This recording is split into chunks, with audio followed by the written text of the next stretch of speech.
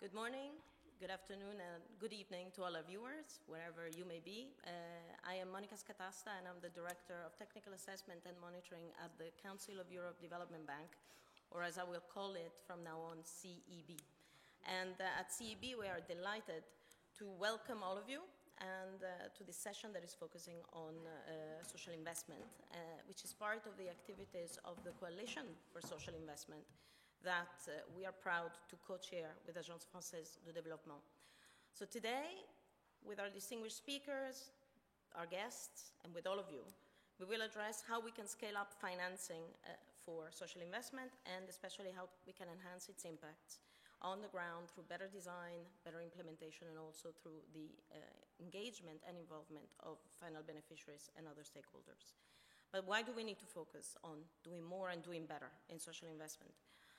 The climate crisis is a social crisis. Climate change impacts can worsen social inequalities and, in fact, do have an especially heavy impact on the most vulnerable group in society. And in turn, social inequalities can weaken the capacity of societies to react both to the climate crisis, but to emergencies of any nature. So this nexus and these intensifying and interrelated structural challenges are setting us back in the progress towards achieving the SDGs, and we've seen indeed the Human Development Index decline for the first time in 2020. So to respond to these challenges, that's why we're here today. We need vision, we need leadership, we need strategies, but we also need investment. And yet, underinvestment in social infrastructure remains a persistent issue in Europe and worldwide. And so recently, the EU Porto Summit, the G7, the G20 are all calling for more financing for the social sector. And global problems also require local solutions. We've heard it at the G20 high-level conference on local infrastructure, which called us to rethink our investment priorities and focus on subnational entities' priorities. So as public development banks, we're here and we can be a bridge. We can be a bridge between global challenges and local solutions. But we cannot do it alone, and that's why we need collective solutions. So today we're here to discuss all of that, and I am really delighted to introduce to you our four distinguished speakers, starting from my right, your left, I guess, on the screen, Katerina Maternova, Deputy Director General for the European Commission Director General for Neighborhood and Enlargement, DG NEAR.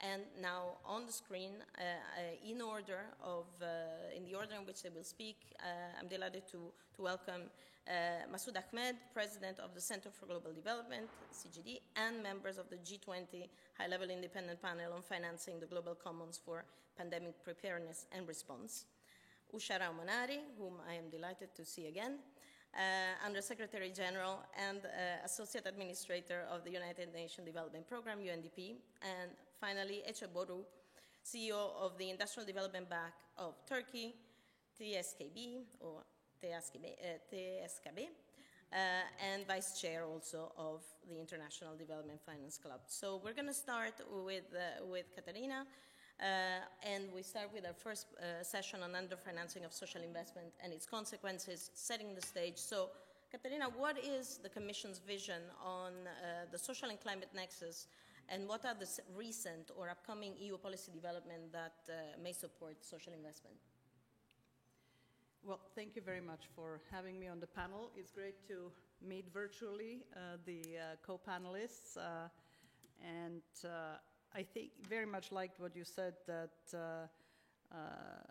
the environmental or climate crisis is a social crisis. And it's something that sounds almost intuitive, should be something that policymakers are actually guided by, and it's very easy to see how it's not done.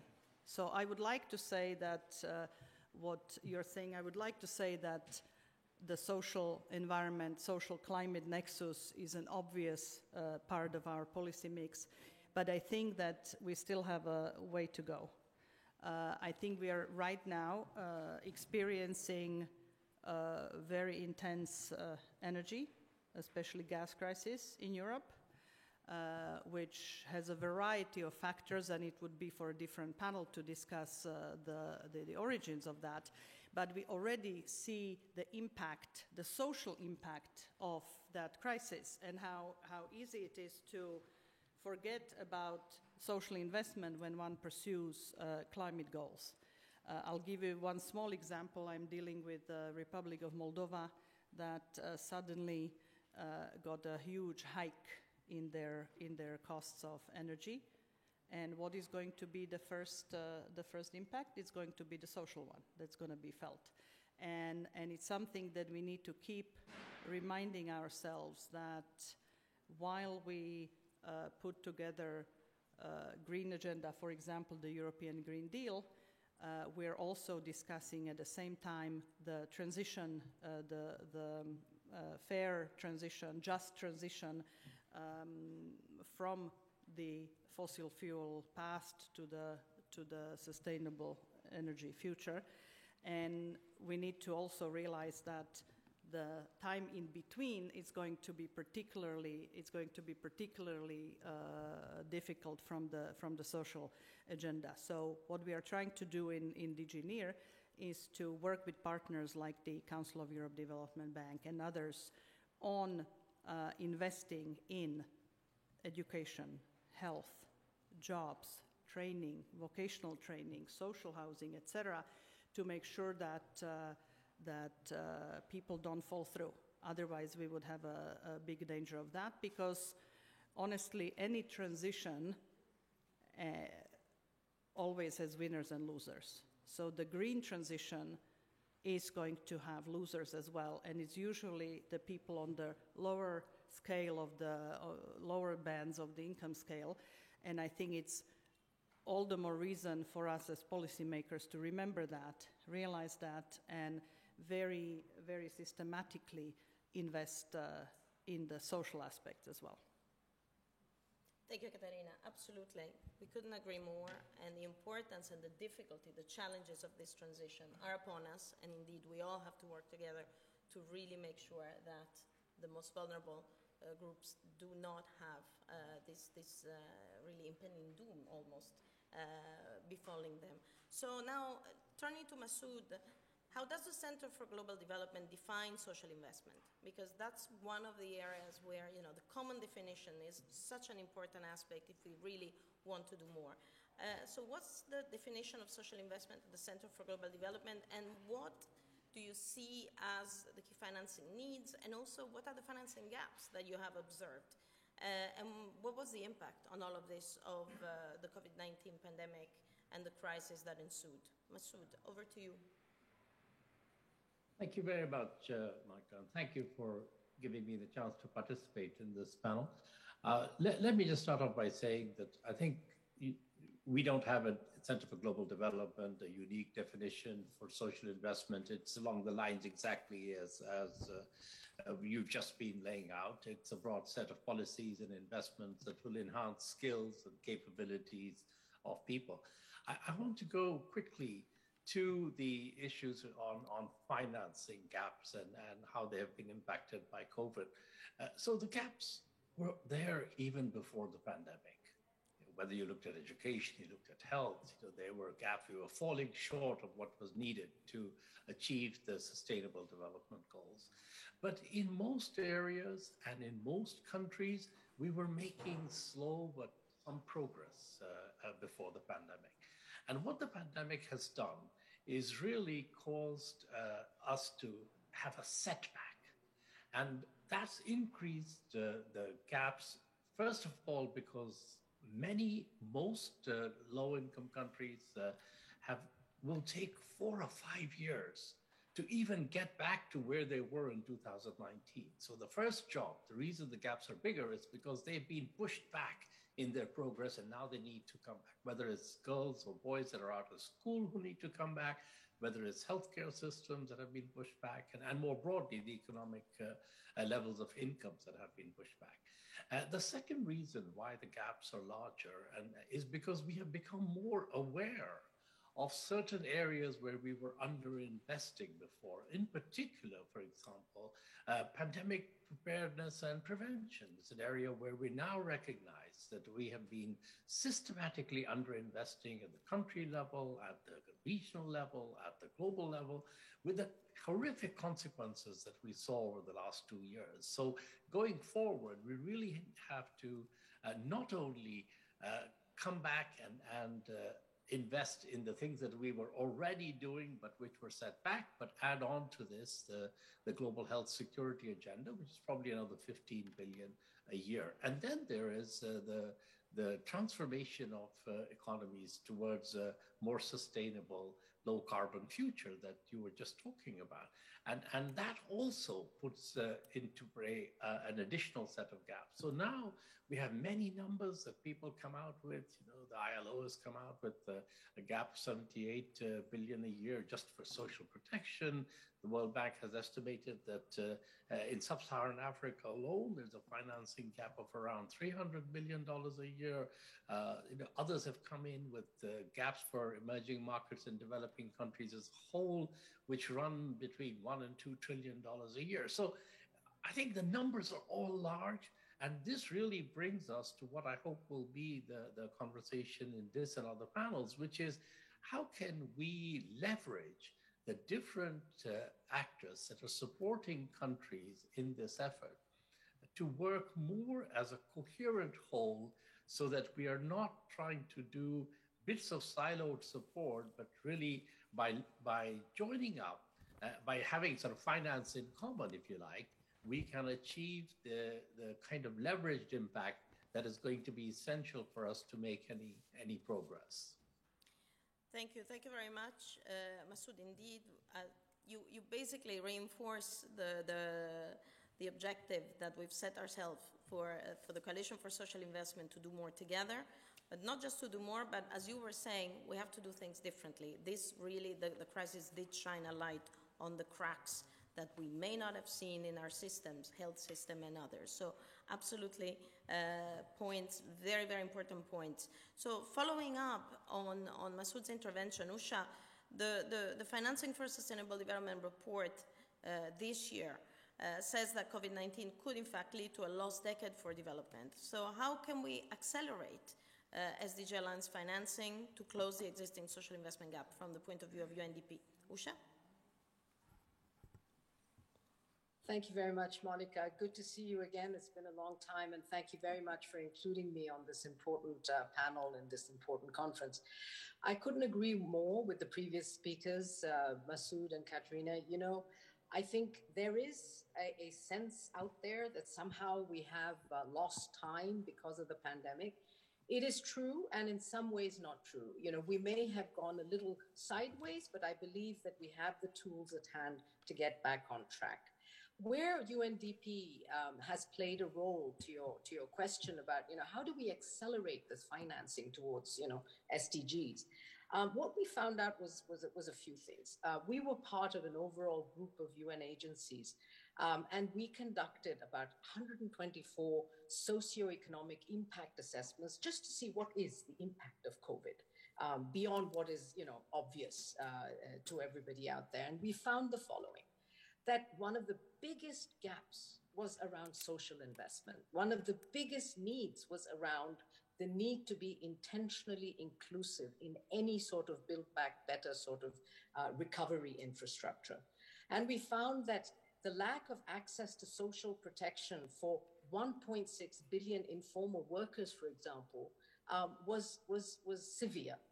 And so when we sat down and we looked at, well, what can you do? We found the following facts. One, there was no shortage of capital, really, in the world. There's no shortage of even willingness of people to put capital into these sectors. What there was, however, was a certain set of impediments to bringing finance at scale into the SDGs. One of these impediments was around awareness, knowledge, what does it mean to put finance into SDGs? The second one could be around, well, where do I put my money, even if I understand where it should be? The third could be around risk, and the fourth could be around impact measurements. So what UNDP put in place was, if you will, a set of connected dots. One was the Data Futures platform, which basically uses all the data that we gather to identify the gaps in response by countries to the pandemic. Another one was SDG investor maps, which put together a set of bankable projects and deals that investors and lenders could put money into. A third, and very importantly, was the issue of integrity in SDG financing, meaning even if I put my money in, how do I know it's going to the goals that we have set for ourselves? And we did this through putting in place a set of standards for bondholders, private equity, enterprises, etc.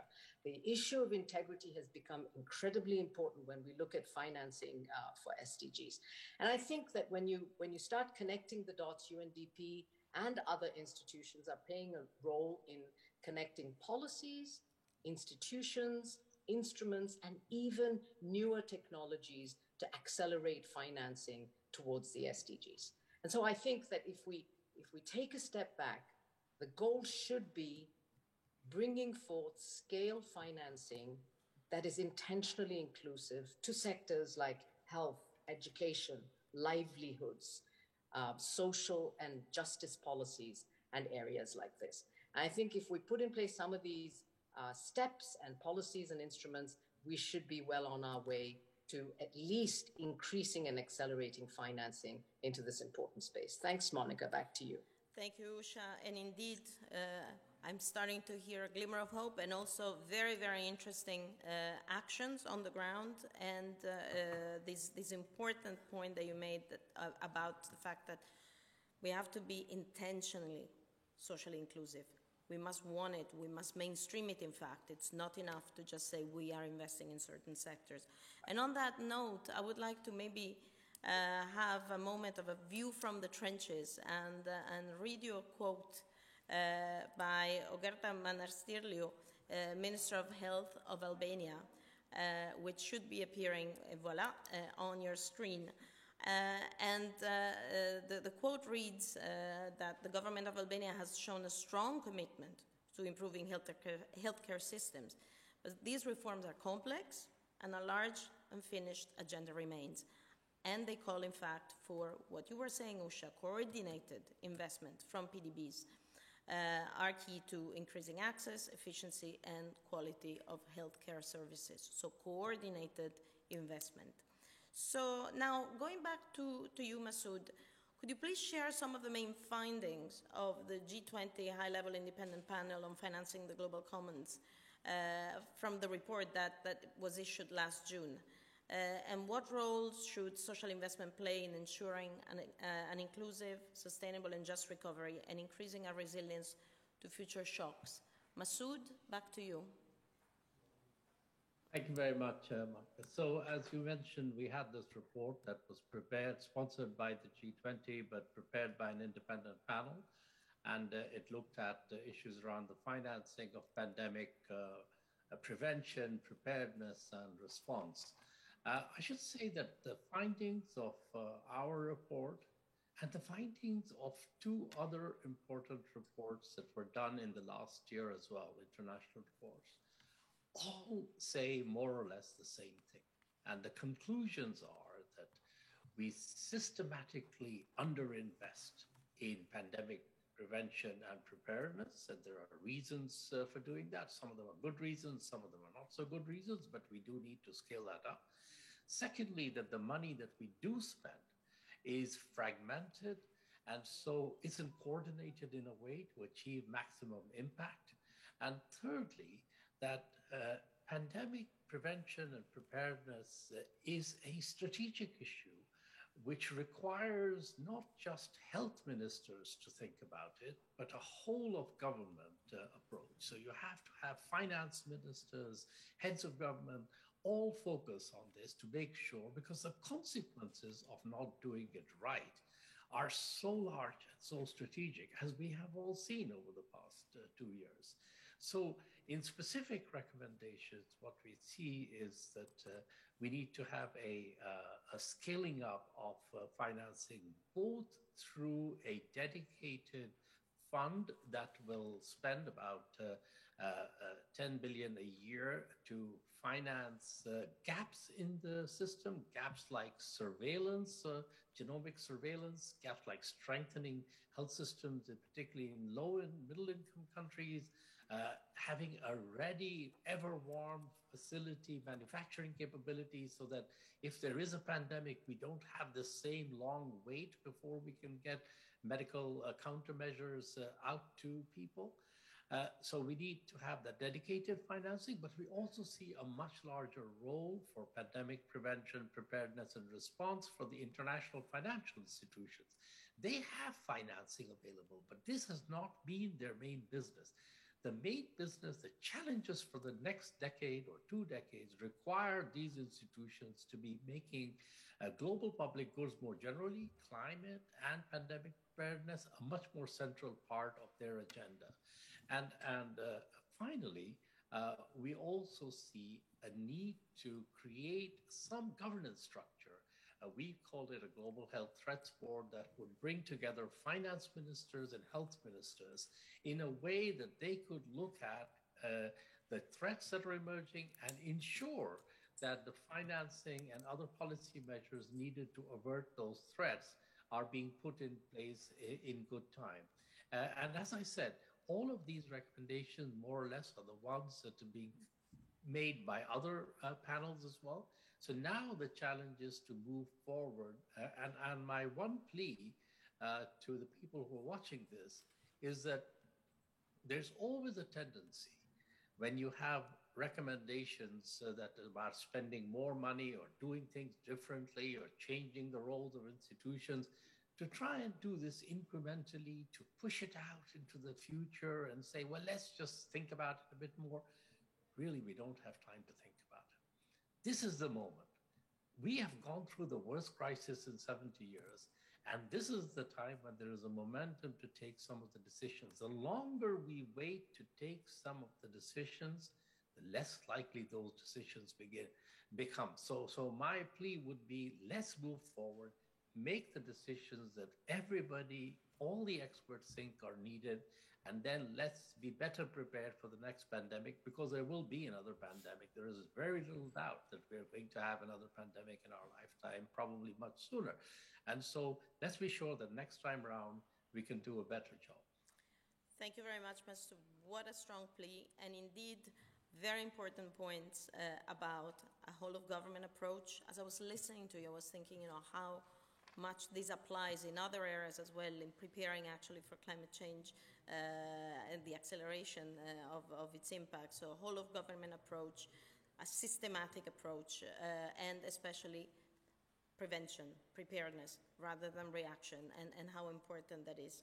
So, and acting now. So not just do it more and better, but faster, which is another thing that we hear a lot. So now, going back to Katerina, tell us about some of the instruments that the European Commission has designed to boost social investment in Europe, and in fact doing more and accelerating action, and also what the Commission expects from public development banks in this area. Thank you very much, Monica. Let me go back to the very strong plea of Masood, and I'm delighted to see that in the G20 context there is this high-level group on preparedness and preparing ourselves for the future pandemics. But let's pause for a second and realize we are not out of the current pandemic. I was just listening this morning as I was waking up to a podcast on there is 11 billion apparently, or by the end of this year, there's going to be 11 billion doses of vaccines. But let's not kid ourselves. The vaccines are available in the rich countries. And it was, when in the country I live in, I couldn't get my 15-year-old vaccinated. I flew to my home country and I got him vaccinated in June. A mom in Mali or elsewhere in the world may not have that chance. So while we are talking about preparedness for the next pandemics, I think we also need to realize we are not out of the current pandemic yet. And what it may very easily morph into is that it's going to be the killer of the South, while we are all going to be on third or fourth boosters. So I think that's important to realize that the equity in addressing the current pandemic, I don't think we are there yet. So what we have tried to do is really step up on the side of the European Commission, and just in the countries that are covered by this nebulous name DG NEAR, we cover countries in Eastern Europe, Western Balkans, Turkey, and the Maghreb and Mashrek countries surrounding the Mediterranean basin. We have put together very quickly, reprogrammed and directed over 4 billion euros towards addressing the immediate needs, the humanitarian needs, as well as support to the health system. And most of the money went to the economic fallout of the pandemic. And but you asked me, Monica, what we want to do better in the future with the public development banks. Well, first of all, we cannot work without you. We cannot work without the international finance institutions, without the public development banks, because we are not there doing the programs ourselves. We are a big financier of development, but we very much depend on very competent, connected, and dedicated partners like CEB and others that are participating in the summit.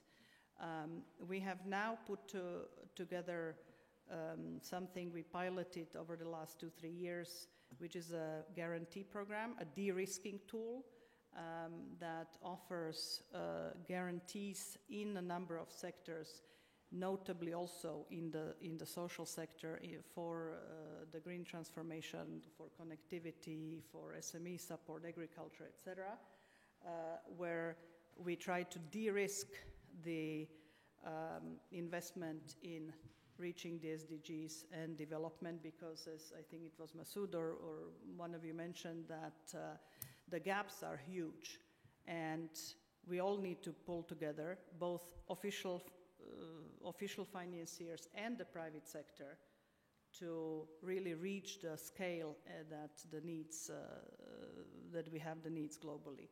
I think it was the World Bank that estimated that it's $4 trillion US dollars that are needed annually to reach the SDGs, and I think we are far from that goal so far. So we very much hope that this new de-risking tool called European Fund for Sustainable Development, EFSD Plus, because without the plus was the pilot, is going to add to the tools that we have out there to help bring really the needed investment, including in the area of social development. Thank you, Katerina. So that concludes our first part of the session, which was about setting the stage, looking at the challenges, and starting to see how, what instruments are out there, and also how the public development banks may contribute in this space. So now we turn and we look a bit more to the public development banks, and especially we're going to look more at building partnerships, the importance of building partnerships, and how this can help close the gap in social investment. And these include clearly not just partnership between public development banks, but partnership with key partners such as the European Commission and others. So let me now read a joint message by Carlo Monticelli, who's governor-elect of the Council of Europe Development Bank, and Rémi Rioux, whom we saw earlier today, who's heading the Agence Française de Développement, that underlines our joint commitment to the coalition. And the quote reads that, given the daunting and interlinked challenges that are facing us, we're proud to lead the Coalition for Social Investment. And we would like to also call on you to join us today, and let's work together for social inclusion, sustainability, and the resilience of both our economies and our societies. So do join the coalition. Let me spend a few words just about the coalition itself. It was a key outcome of the first edition of the Finance and Commons Summit last year in Paris, and it was launched and is, as I was saying earlier, co-led by the CEB and Agence Française de Développement. And it brings together both sponsors, ILO, WHO, and members, including ALIDE, BOAD, Fomplata, and participants that are convinced that social investment are actually key for a sustainable, inclusive, and resilient recovery and future. And the coalition members are aiming to work together and have agreed to work together on increasing social investment, facilitating access to financing, strengthening public-private dialogue, indeed looking at ways in which we can leverage our finance and thus contribute more than the sum of the parts to put it in a certain way. And also, in addition to doing more, doing better. So improving both the diversity and the quality of projects, investment, sharing best practices, and supporting public policies and strategies. And as we said, well, as we heard earlier in one of the sessions, in the opening session, it's not just about leveraging the financing, but it's about leveraging the knowledge. And that's one of the key elements of the joint work of the coalition. So we've been calling for other public development banks to join the coalition, but also relevant stakeholders. And on that note, I would like to give also, again, briefly the floor to Usha from UNDP. Usha? Thank you, Monica, very much. And I enjoyed listening to the comments of the other speakers. I just want to start off to say that, you're absolutely right. Governments alone cannot fulfill the obligation of social investment. I think, Masood, you called it whole of government, including public development banks and other public actors. I might take it a step further, if I may, and call it whole of society.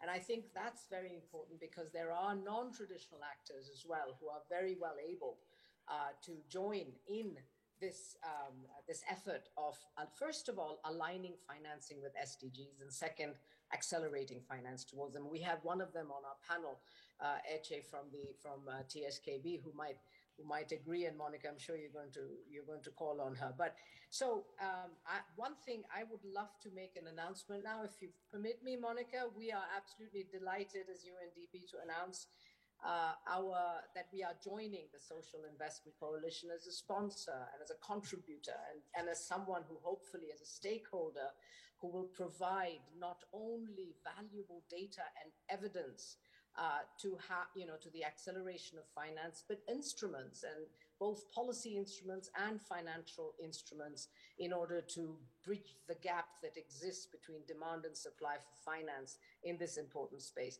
I think we have various instruments. We support already, we have boots on the ground, if you will, in 170 countries. So one of our biggest strengths is that decentralized framework that does a couple of things. One, it combines the global sort of architecture that Masood was talking about, and if you will, lands it at the level of countries in order for them to actually participate and put in place practicable roadmaps that we help them with in terms of bringing finance to the SDGs. There are things like the integrated national financing frameworks that we've put in place in, I believe, 70 or 80 countries, which basically bring together streams of finance from traditional and non-traditional actors, public, private, other, towards financing SDGs. So in this sense, I think we bring evidence and data, primary data from all the work that we do at the country level, as well as a sense of combining policy with finance, with institutional capacity building in order to increase and strengthen aligned finance to SDGs. Because just as a final comment, yes, 4 trillion a year or whatever the number is needed to bridge the gap. But you know what? There's 431 trillion of net wealth in the world today. And I think if we, as a group, we succeed in aligning that financing towards what is needed for SDGs, I think we'll be on a very good path. Back to you. Thanks, Monica. No, but thank you, Usha, and thanks to UNDP in general, because the coalition is extremely excited to have a new sponsor.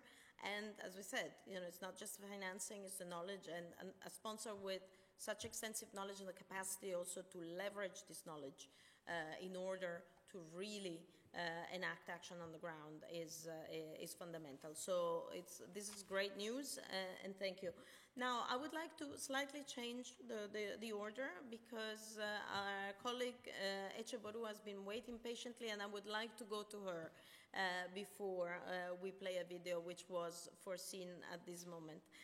So, Mrs. Boru, could you tell us how the Industrial Development Bank of Turkey supports social investment and whether these objectives, the stated objectives of the coalition on trying to do more, financing more in terms of social investment and trying to do things better, resonate with your action.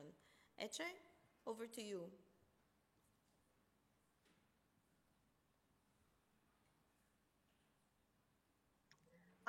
Now I see you. Hello, everyone. Hi, I'm very happy to participate to event with you. As a development and investment bank, our mission is to support the sustainable and inclusive development of Turkey, firstly. In this direction, for many years, we have been working in harmony with various supranationals, DFIs and IFIs, which have innovation in sustainability. This collaboration enables us to catch up with the arising global development agenda and to integrate new perspectives into our business. Our journey starting with environmental assessment strengthened with the implementation of our own environmental and social assessment tool during the appraisal and monitoring of finance projects. For the last 3 years, we have been benefiting from our SDG mapping tool, which has been developed through the collaboration among IDFC parties. Last but not least, we have released our TSFD reporting, first in Turkey, and we declared our targets to incorporate climate risks in our assessment as well as in our financials by way of rating models and provisioning policies. We observed that social investment has been broadly defined by various sources. Yet the coalition made a preliminary definition of social investment, stating that it encompasses financing infrastructure, complementary equipment, maintenance, as well as supporting policies, institutions, and capacity building. And it covers a wide range of sectors, including but not limited to education, health and care, social protection, housing, water sanitation, and hygiene. Traditionally, infrastructure is linked to projects producing economic and monetary value, such as mobility, utilities, communications, and energy. And however, social infrastructure is lately gaining in prominence, with its importance being highlighted by recent events like the global financial and pandemic crisis. The importance of the collaboration, partnerships, networks, and knowledge sharing between the development banks is today even more evident given the current context and needs of the societies. We are always honored to be part of the various valuable communities, such as IDFC, D20 LTIC, Global Compact, LT, UNEP FI, and TCFT. But today we are carrying the excitement to announce of being part of the Coalition for Social Investment as well. With our increasing responsibility and dedication for the better world, as being a development bank, we are ready to contribute to the coalition with our best effort and with great pleasure. Thank you. Thank you, Eche. We're really delighted that TSKB is also joining the coalition today. And I'm going to go back to you because you're joining because you think partnerships are indeed important, as you've stated. So can you give us an example of a flagship example of a successful partnership that TSKB actually could rely on or enacted? And TSKB has always supported sustainable and inclusive infrastructure investment. As of today, the SDG links projects that we have finance account for nearly 90% of total loan book, varying from renewables, efficiency investments to socially inclusive projects such as women empowerment, employment mitigation, health and education areas. TSKB has a very successful partnership on specific subject, but one of the most successful one that I mentioned is Gender Working Group under IDFC. Gender Equality Working Group was established at the IDFC in 1980. Since that time, TSKB has been serving as a coordinator of Gender Equality Working Group. TSKB, AFD, IDFC Secretariat, and 10 member banks collaborate for the activities of the working group. The working group has conducted several activities addressing and supporting gender equality SDG 5. To briefly mention about these activities, in 1980, we applied a questionnaire to the volunteer members of the club to identify each other best gender-friendly practices within our institutions as well as regarding our external relations with other related parties. As a result of this study, we obtained two main conclusions. First, the importance of mainstreaming an internal gender-sensitive strategy, and second, using financial and non-financial resources to create an external impact.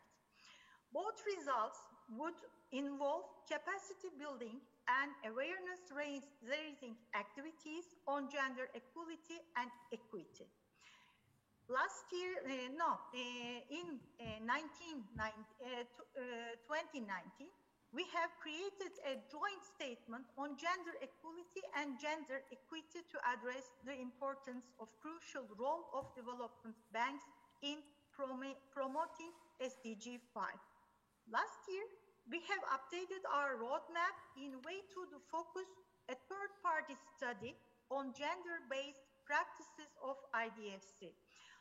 Also, during the last year's FIC Summit, the Paris Development Bank's statement on gender equality and women's empowerment was signed by voluntary development banks. Currently, there are 33 signatories of the statement. With this statement, these commit to work together on different goals and outcomes outlined in the statement. To conclude, we believe that the roadmap of the Coalition for Social Investments completely aligns with TSKB's development mission, and I'm sure collaboration between institutions under the umbrella of the Coalition will be great success to accelerate awareness, expand our capacity, and improve the social investments globally.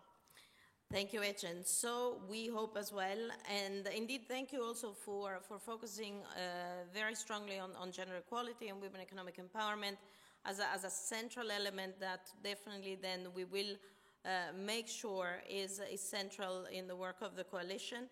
I could not agree more. So also because, I mean, social investment, how absolutely central is it for the life of women, but also not just in terms of understanding the impacts on lives of women, but also on women as actors, as agents of change in the area of social investment. So absolutely a central element. Thank you very much. Now I'm going to actually make a small transition to a video. I would like to introduce a video message by Alice Albright, Chief Executive Officer of the Global Partnership for Education. that is going to showcase as innovative financing mechanism, something that many of you have mentioned so far, to unlock new sources of funding for social investment. Play the video, please. I'm honored to join you all today. My name is Alice Albright, and I am the CEO of the Global Partnership for Education.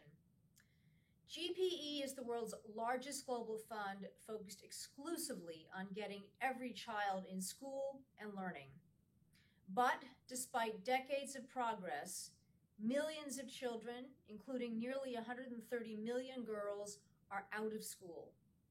Shutdowns and the economic impact of the pandemic mean many children who left classrooms cannot come back. Against this backdrop, GPE continues to expand our work to more than 90 of the world's poorest countries. We invest in transformational change that countries design, own, and sustain. The evidence is clear. Countries that invest more in education grow faster and lift more people out of poverty. In July, global leaders came together at the Global Education Summit in London and committed more than $4 billion towards our new strategy. But this investment alone will not solve the education crisis. Our GPE multiplier creates an incentive for partners to unlock and unblock new funding for education, including large-scale concessional lending.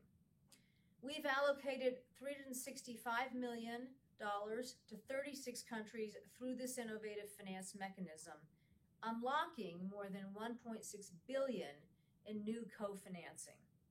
The scale of the education crisis makes today a key moment to build on this kind of success, collaborating to crowd in finance, technical advice, and political will. I hope you will join me in applauding a shared goal of more and better investment in the world's social sectors. Thank you very much.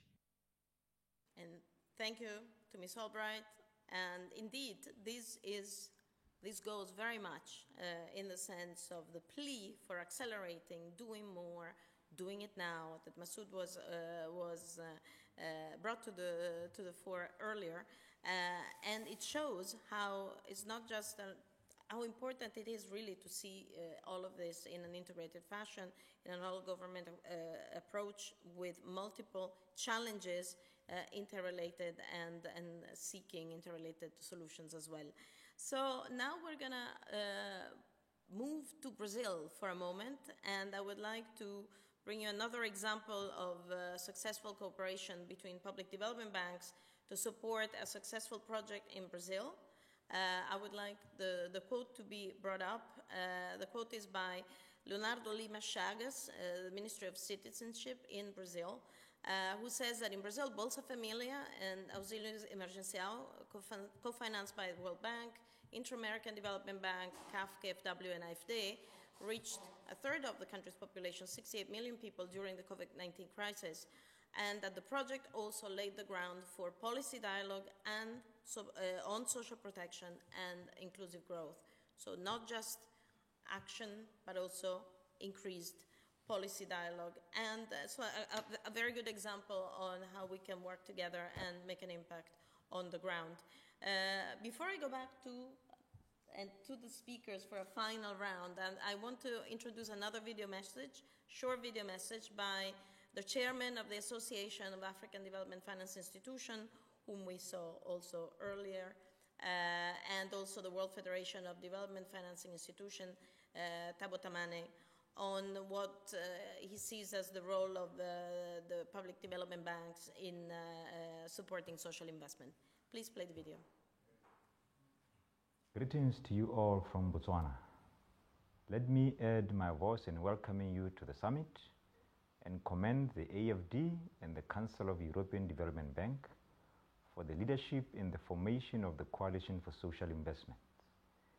You would all agree that social investment is the key to achieving the SDGs and the Paris Agreement, because the social element of the development ecosystem has bearing on the performance and success of other development structures. According to a publication of the European Commission, social investment is about investing in people. It means policies designed to strengthen people's skills and capacities and support them to participate fully in employment and social life. Key policy areas include education, quality childcare, healthcare, training, job search assistance, and rehabilitation. These are aspects that are fundamental to the work of the public development banks. The PDBs are therefore expected to focus and ensure that their interventions recognize and embed social investments. The coalition will add momentum in advocating for more and better social investments in these areas by the public development banks.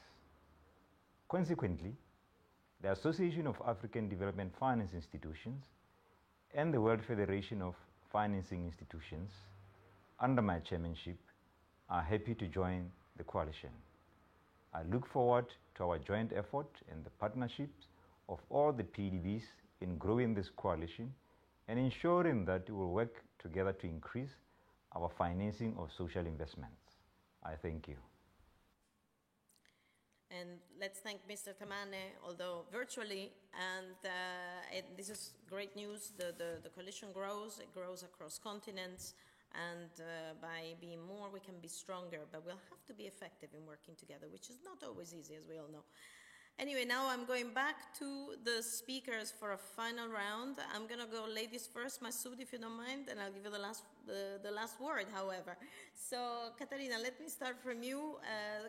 You have 1 minute, so let's try to make it in 1 minute to identify one key constraint and one key solution for scaling up social investment. Katarina?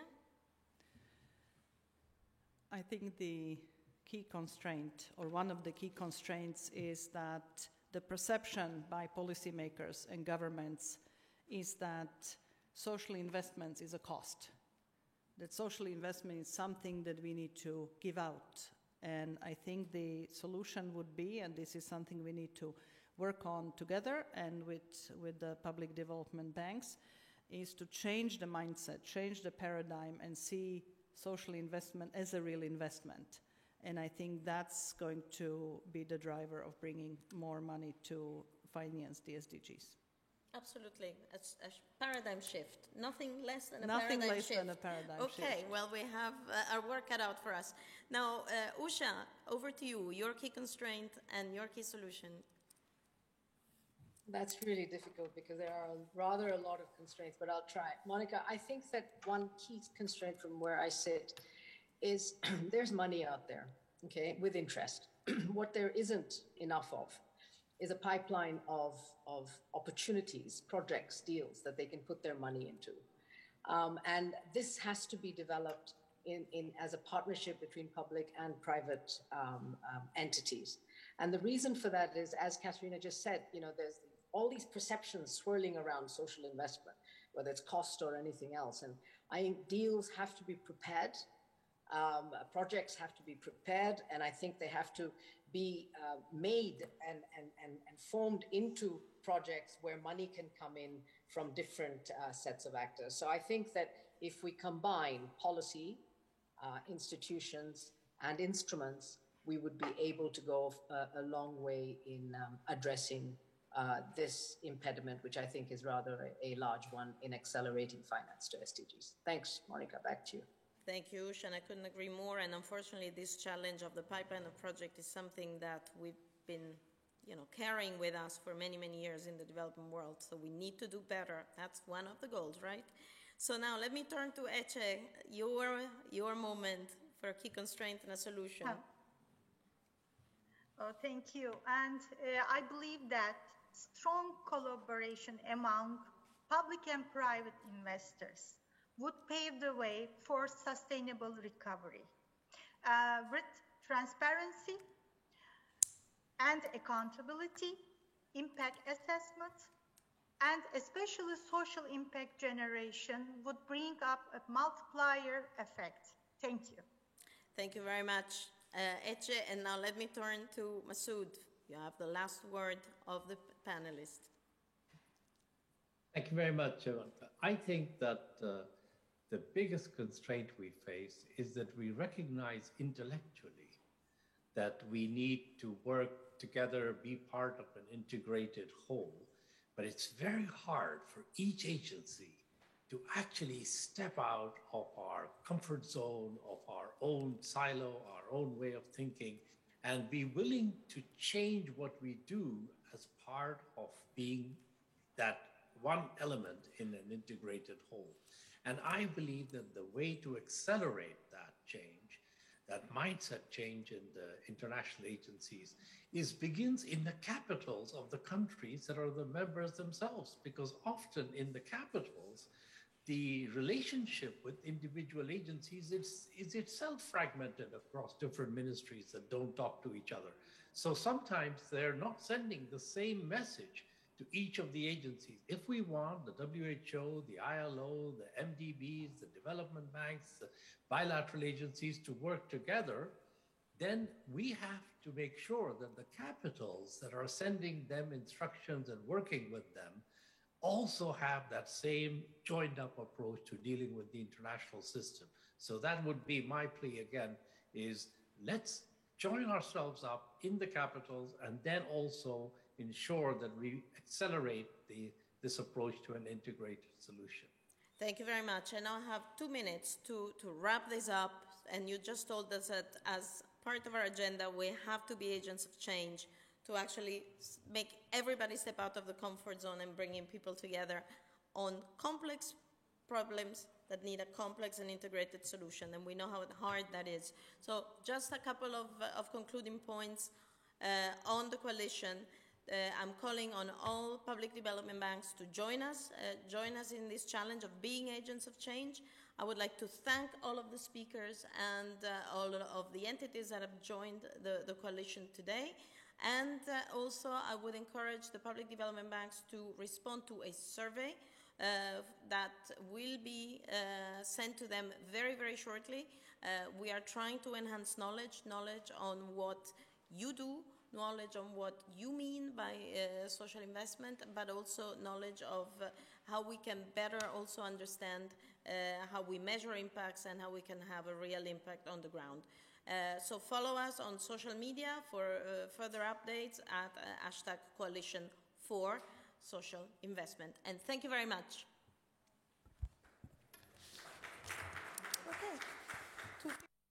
Thank you.